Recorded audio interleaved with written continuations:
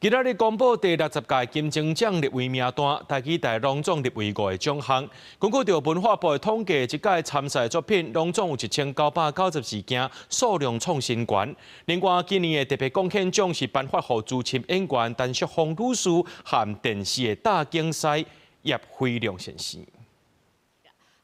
金钟奖是台湾影视界年度上重要的奖项，主要是针对经营电视节目、广播节目，也是对业界有特殊贡献的人。透过奖项来肯定优秀的作品和工作人员。金钟奖办到今已经第60届，15除了公布入围名单，嘛颁特别贡献奖给资深演员陈淑芳和电视大竞师叶辉亮先生呢，他一直默默的在工作，然后也非常不藏私的，让有兴趣的朋友来传承他的技艺。那淑芳老师呢，他在进入这个行业已经，然后演戏已经60年了，跟我们金钟的这个年龄是一样的。那他最难能可贵的就是说，他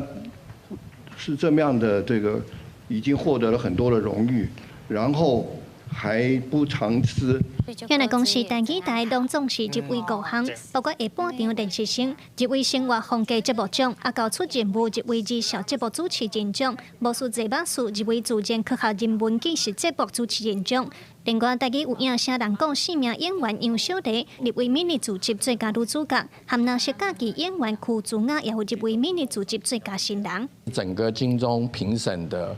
那个传统， 就是我们不太会用投票的方式来决定，我们还是透过没有时间限制、充分的讨论跟交换。其实这个时间跟精力，某种程度就是不希望有遗珠。 根据文化部的统计，第60届金钟奖戏剧类拢总是1103件参赛，节目类有889件作品。那数量创新高，嘛反映出台湾影视和声音内容产业的多元和竞争力。今年颁奖典礼打算10月17、18，伫咧台北流行音乐中心来举办。记者卢尚珠、曾俊尧台北报道。